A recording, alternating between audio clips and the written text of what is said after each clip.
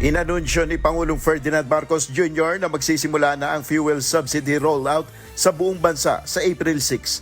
Sa kanyang bagong vlog, sinabi ng Pangulo na nagsimula na ang pamamahagi ng ayuda sa mga tricycle driver at mabibigyan na rin ng ayuda ang ibang transport sector workers. Fuel subsidy sa DOTR ay nai-release na. Halos 100,000 na tricycle driver ang nabigyan ng Marso ng 20, pati na rin ang nationwide rollout para sa ibang transportation sector workers na magsisimula sa April 6. Ayon pa sa Pangulo, nauunawaan niya ang hinaing ng transport sector kasunod ng suspensyon ng fare hike.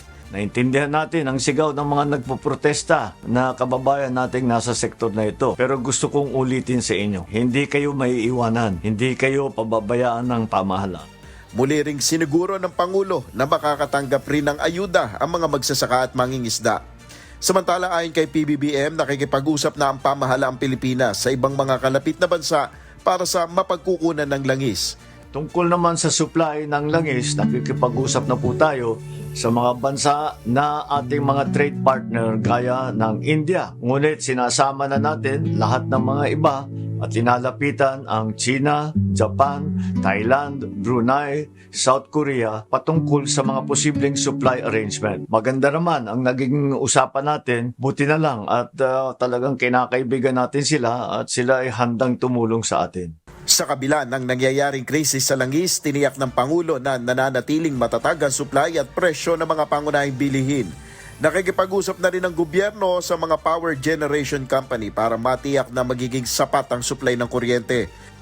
Sa supply naman ng kuryente, kinakausap ang mga power generation company upang madagdagan pa ang kapasidad ng ating mga grid sa susunod na 60 days. 23 power project na may kapasidad ng 900 megawatts ang inaasahang mag-o-online para makatulong sa supply. Ongoing din ang koordinasyon sa paggamit ng malampaya natural gas na full capacity para madagdagan naman ang supply natin sa kuryente. Sa huli, may panawagan ng Pangulo sa mga Pilipino sa gitna ng hamon na kinakaharap ng bansa dahil sa gulo sa gitnang silangan.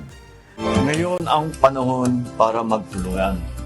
Ngayon ang panahon para maipakita natin sa buong mundo ang katangian ng bayanihan na nasa puso ng bawat Pilipino. Bawat isa sa atin ay may magagawa namang paraan para makatulong. Pagtitipid man, pagtulong sa kapwa, o kahit sa pamamahagi ng tamang impormasyon at hindi pagkakalat ng fake news, huwag naman sana tayong magdagdag pa sa problema. Del Maribuhok, humahataw sa balita ngayon.